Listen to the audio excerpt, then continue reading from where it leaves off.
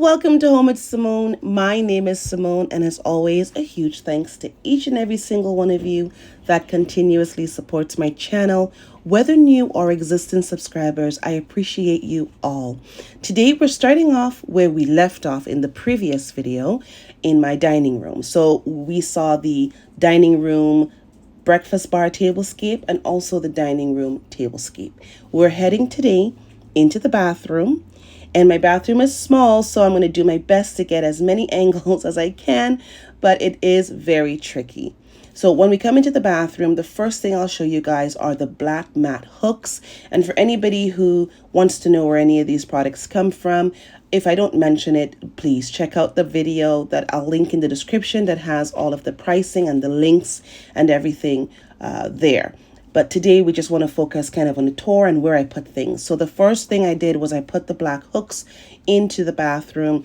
All of these things are matte, and I use this particular hook because we don't use towels. We use bath sheets. My son's over 6 feet and the little towels just is not enough. So I need something that can actually carry the weight of the towel, and those hooks are perfect for it. Now this is the towel rack. I'm originally was going to just stick with one, but I've decided since I put it up, because it's not huge, which is really nice. So I decided I'm going to get two. One of them I will have my son's towels in, and then the other one I will have my towels in. But I need to do a shopping and get all new towels and sheets and washcloths and everything. So once that's done, that is what I'll do with this wall, because there's enough space to have two of these on there. I did figure out what that extra little plastic sticky piece was from the previous video when I did the haul, and that is the alternative to drilling holes in the wall. So this is renter friendly. If you have a landlord that's very finicky and they don't want you to drill holes, this is like a little sticker that you put, and it has a little bump that snaps into the backside where it would normally go into a screw. It snaps into that and keeps it on the wall. So I thought that was really neat and interesting. But where I am, they're fine if you make holes, because it's super easy to just fill a hole, sand it, and move on with your life.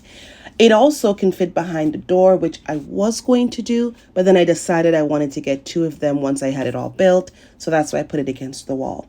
My sink area, I keep really simple. The same chandelier light that's been there, or not chandelier, but crystal lights that's been there for years. I still need to change. And then the mirror I put there a couple years back. This vase over here I've had for a while, but these picks that I have inside of it, they're actually olive tree branches, and I purchased those when I did the upgrade on my olive tree. I wanted to add some more pieces to make it fuller. This was what was left over, and it worked out perfect in this space. And then I have my soap dish and my liquid soap dispenser. I try to keep the bathroom counter light because there's not a lot of space, not a lot of counter space. And then the black hand towels are from HomeSense. And then my mom has a friend who owns a store in Asian Court Mall. That's where I got the black mats from. Now this, I'm not going to keep here. I don't know. Initially, I didn't have it. And then I put it and I'm like, oh, it just makes the whole space look weird. It's the wrong shape. So I am going to move that. I tried to let it sit there for me to get used to, but I don't like it. And then I switched the baskets from the light cream ones to the dark ones. I just made a switch and put them in the cupboard. On top I have my black planter. I added my 2 DIY pumpkins I made years ago, and my bath salts literally live on top of the cabinet. And then you can see I did the handles there. There is my soap, what do you call that? Like the shelves in the bathroom. I changed those from silver to black, and I changed my curtain rod, sorry, and my hooks. And I don't really know if I like how those hooks are, to be honest, because I find they just bunch and squeeze together. I'm used to the double hook, so I'm going to look for the black double hook ones. And if I can find those, I'm able to have my shower curtain look the way I like it to look. So that's it for the bathroom. Let's go into the living room. I didn't do too much. I kept it very budget friendly, and I added one piece to it. So if you guys are new here, you're not going to know the difference, but if you're an oldie, then you're going to notice right off the bat I have an additional chair. So initially I did have two of these birdcage chairs. One lived in my room, and then the other one was out here. They were supposed to be out here, from the beginning. I think, I don't remember what happened, but I needed some space and I moved one and it just stayed where I put it. And it worked in the time, but for now, since the holiday is coming up and I am going to start having some company over, I want to make sure that I have additional seating.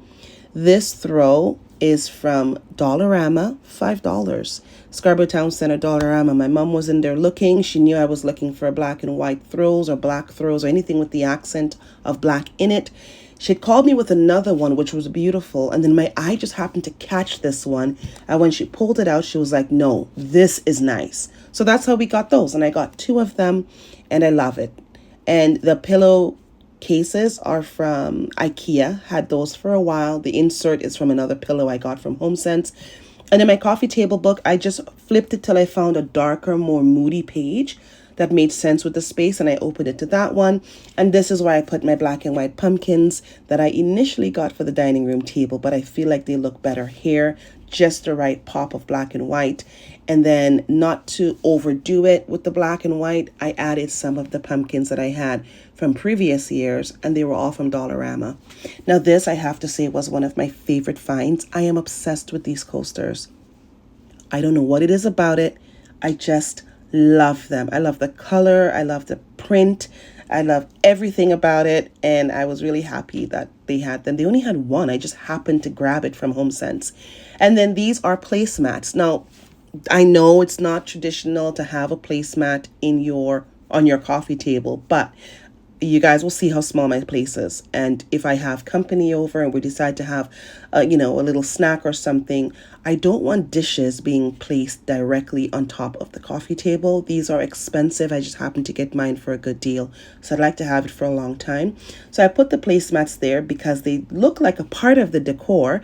They're not shaped like traditional placemats, and they're going to protect my coffee table from any sorts of liquids that could accumulate on dishes, not just cups, but like dessert plates and these sorts of things. Over here, I got these 2 little pillows, not me, it was my mom, the same day that she was at the dollar store, and she got me the throw blankets. She also was able to get me these 2 little pillows, which are perfect. So the way that I decorate is I think of where can I use these things in my home next. And because my son's room is in the process of being done from scratch, they're going to end up going into my son's room because black is one of the colors that is going to be the theme, the highlight in his space.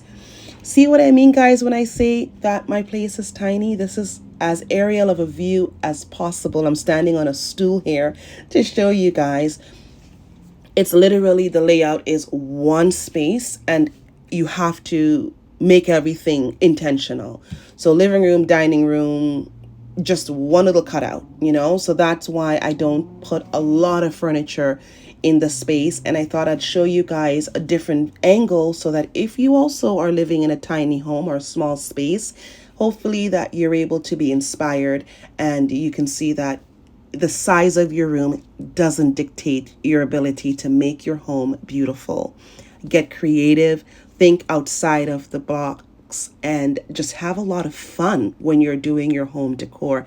Get intentional pieces, get pieces that define a very specific space so that when you're looking at it, your eye is not noticing, oh, everything is tiny, but it's noticing you have a living room, you have a dining room, you have a bar area. And that's what I try to do in my home. Hopefully you're all inspired, and I'll see you in the next video.